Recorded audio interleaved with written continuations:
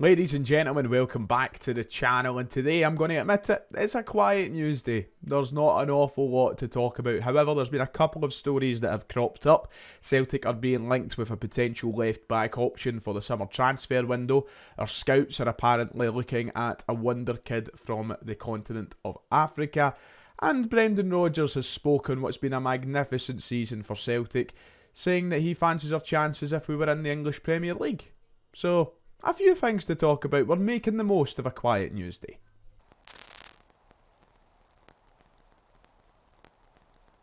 Hello, welcome back. If you haven't, please make sure to go down below, hit like, hit subscribe. It would be much appreciated. Trying to get towards 50k, of course, this year. So as far as we can get, that'd be a great hand. You know what to do. All those buttons, absolutely free, all down below. Let's get into this lack of news, shall we? So we're going to try and make the most out of things today, even if some stories I think aren't worth an awful lot of reading into. I need to make my money somehow, so we're going to talk about a few of the stories that have been circulating the internet over the past 24 hours, some of them growing legs. Let's just get straight into it. One of them linking Celtic with a left back from Georgia, of all places. This was a tweet that was put up over the last 24 hours from the site GeoTeam, who are a Georgian football outlet, apparently the #1 trusted source in the country of Georgia. This was their tweet saying that French Ligue 1 clubs, Italian Serie A club and Scottish side Celtic are interested in the transfer of Irakli Arizov. Mamuka Jugeli, the player's agent, has confirmed this with the Geo team. Some pages going out to report that Celtic have actually made an inquiry towards the potential signing of Azarovi. This one coming out of nowhere. Irakli Azarovi. I'll probably change my pronunciation 17 different times throughout this video. I think I'm already through 2 different pronunciations. A few clubs looking at him. A lot of tabloids now running with this story since that tweet emerged last night. It's been in the record and such as well. Apparently an interesting option for Celtic moving in to this summer transfer window. Brendan Rodgers, as we all know, looking to strengthen the left back area. Greg Taylor, the only left back available at the minute in the senior team. We assume that Alexandre Bernabé will be leaving on a permanent deal at the next possible opportunity, currently out on loan in Brazil, of course. But Greg Taylor's the only one there, and we've been crying out for reinforcement in that area for a couple of years now. This isn't anything new. This is something that's been ongoing for a season upon season, it seems. So Brendan Rodgers will be looking at a number of left-back options. The question is, how much truth is there in this story about Azarovi? Will he be the one that comes in to fill that role? So currently playing for Shakhtar Donetsk, of course, from Ukraine. He's only been there one season. He joined Shakhtar last summer, but has played that well that he's attracted interest from all the nations that we listed before. Some of the teams believed to be interested in Azarovi are Fiorentina in Serie A and Lyon in Ligue 1. Celtic apparently willing to battle these teams. Now, this is where I think people will start getting sceptical and people will start raising the question, how much truth is in this? Will we compete with Fiorentina? Will we compete with Lyon? Both teams haven't had spectacular seasons by any stretch of the imagination, but will we compete with them? I have a feeling this is we've heard that from GeoTeam themselves. If you remember that original tweet I showed, GeoTeam said that Mamuka Jugeli, the player's agent, has confirmed this. Is this a classic case of an agent drumming up interest in their player? I think so. I think this is somebody who's aware of Celtic needing a left back. Perhaps there has been scouting involved. Perhaps there has been murmurs somewhere along the line that Celtic have looked into the player. And I think that's something that the agent has probably up and ran with. By all accounts, it looks not the kind of physical left back that we've been looking for. So I don't know. You tell me. Do you believe it? Do you think this is a case of an agent drumming up some interest? Because on my initial first impressions, I get that idea. I'm not going to lie.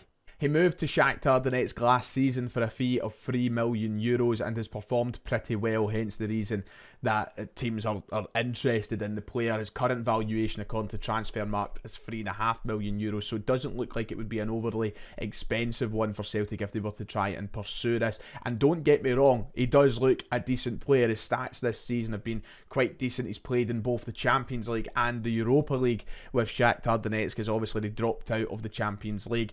But across his 30 appearances in all competitions, he's picked up 4 assists, including one against Barcelona in the group stages of the Champions League, which was, I think, one of the best assists of the group stage, if my Twitter research has done me any justice. But he's played a number of times for them this season. Of course, Shakhtar have gone on to become Ukrainian champions as well, and that's another thing that seems quite impressive. If you load up his accounts for a guy that's only 22 years of age, he is already a Ukrainian champion, a Ukrainian Cup winner, a 2-time Serbian champion with Red Star Belgrade, a Serbian Cup winner, and a 3-time Georgian champion as well when he spent time back in his home country to kick off his career. He's won a number of trophies already by the age of 22, and that's one thing that we always bang on about here at Celtic, is the ability to come in, understand the pressure of winning. He's played for the biggest team in Ukraine, he's played for the biggest team in Serbia, and he's won the league titles at both teams.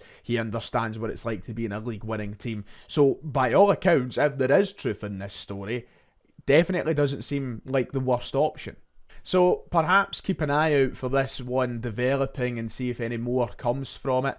Of course, these initial reports just coming from the player's home country. If you want to see more of him, keep your eyes peeled on the Euros, because he has been selected for the Georgian national team. He's been capped 18 times for Georgia and has actually played against Scotland in qualifiers over the past couple of years. So if you want to see him and judge him before you make a decision, watch him this summer in the Euros. But I'd imagine that for a player like him, maybe the likes of a Fiorentina would be a more attractive move. Just depends where the money is for him. There's one of the names being thrown out over the past 24 hours. Is this our first left-back option that has emerged this summer? Just a quick side note before we move on. Remember what January was like with left-backs? We were hopeless. We were linked with umpteen and we signed none. We were linked with Owen Beck, didn't happen. Hugo Bueno, didn't happen. Thiago Araujo, didn't happen. That's 3 of maybe 5 or 6 that we were linked with in the January window. We know the club are actively trying to sign left-backs. So it wouldn't surprise me if Irakli Arajovi's name is actually on a list somewhere. To the extent of inquiring, how interested are we? What extent of interest exists? Unsure. You're going to have to take the word of the Georgian journalists and his agent on that one. So we'll see where it goes. Another story that came out over the past few hours was one in the Daily Mail by Simon Jones. This headline emerged that Aston Villa and Celtic are interested in highly rated Ghana star who has been compared to Didier Drogba, with the forward available for around 1.2 million. 17-year-old has starred for Dreams FC in the African Confederations Cup. The article goes on to say that Aston Villa and Celtic are following highly rated young Ghana striker Aziz Masabao. I think that's how you pronounce it. Once again, without hearing their names mentioned in commentary, I'm going with what it looks like on paper. But yeah, apparently Celtic have sent scouts over alongside a number of teams from England. Spurs' name was mentioned. Of course, I just mentioned Aston Villa as well. Abroad, apparently Inter Milan have been looking at him. A few teams from across the continent have sent out scouts to go and watch him at numerous tournaments over in the continent, both at club level and international level. And the side that he plays for currently, Dreams FC, are willing to let him go for £1.2 million. So a bit in the younger side when it comes to Celtic looking for players this summer. We're maybe expecting more first team players, more established players, not 17-year-old wonder kids or whatnot. But this could be one that Celtic maybe look to make happen if the Mail is anything to go by. Once again, a lot of interest there. Aston Villa, Inter Milan, Tottenham Hotspur, Chelsea are also mentioned in the article. I'm sure this is a young boy with talent who isn't going to be spoiled for options. And maybe Celtic will be a hard one to make the top option. Yeah, but another name that we've been floated around with in the media today.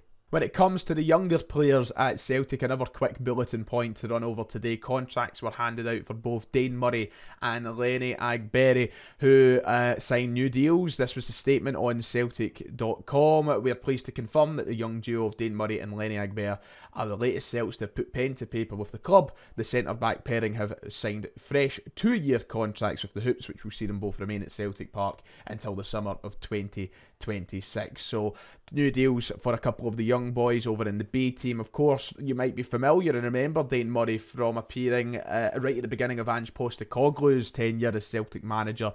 He's been really unlucky with injuries ever since, and I'm wishing him the best, and I'm glad to see him get a 2-year deal. Somebody who looked okay, looked decent, and we heard had a lot of potential and promise. It's good to see these two young lads paired up with new contracts. So moving in on there, should have maybe done that with the likes of Daniel Kelly months ago as well. And just a fun one to finish off today. We've got to get a bit of the Brodge in, some Rodgerisms. I love it when we get a good Rodgers quote, and we've got plenty of that. Brendan Rodgers was featured on TalkSport and asked his opinions on Celtic's league title win, of course, and also what would happen if we were down south, if we were involved in the English Premier League. How would Celtic get on? And Rodgers, as confident as you like, has given his correct opinion, I would say, because he's no wrong, he is right. This is what Rodgers said if Celtic and Rangers were involved in the English Premier League. He said Celtic and Rangers, and obviously I can only talk from a Celtic perspective, is an absolutely massive club worldwide. There's no doubt if Celtic was in the Premier League, it would be up there, minimum, in that top 6 bracket. It's absolutely incredible. Wherever you go in the world, you will meet Celtic supporters, the fan base, the history of the club. That's what makes it a truly massive club. Of course, we could sit and have a video all day talking about, Celtic in the Premier League, and I've spoken about it plenty of times in the past. Something we're never ever going to see. But the thought of it begs the question, how would they do? Brendan Rodgers not pulling any punches. And I know everybody down south, and probably half the journalists that are on that show employed by the joke of a broadcast that it is, would laugh at Rodgers for even suggesting it, but he's not wrong. I mean, with the financial backing we'd get down there, that would be the case. We would be finishing in the top 6 year upon year upon year. Eventually we'd be champions of England, one of the biggest clubs. But I love hearing him say it. I love a good Rodgerism. I love it when he's winding folk up. He obviously spoke about the financial implications as well of winning the league this year in Scotland. Very pleased with the funds that we're getting. So hopefully he's backed with those funds in the summer. We'll see what he says after the Scottish Cup final in regards to building the squad and what's next. But invest, please, Celtic. Thanks. Right then, that does it for today's video. I hope you have enjoyed. I'm sorry that the stories aren't really that juicy today, and I think that it's up to you to make your own opinions on what you believe and what you don't. I would say just at this stage especially, take everything, and I mean everything that I've reported in the last couple of weeks, take it all with a pinch of salt when it comes to goalkeepers, left backs, whatever, transfers in general. They'll start getting a lot more serious and a lot more believable as the weeks go on and we get actually into the window itself. So I'll try and I'm going to make a meter, what to believe and what not to believe. I think that's a good idea. I'm going to just put a meter on every video. Believable, not believable, and where you should stand on it. Yeah, I'm going to do that. The Celtic Transferometer. Yes. Right, if you've enjoyed, like and subscribe. Thanks. See you in the podcast tomorrow. Cheerio.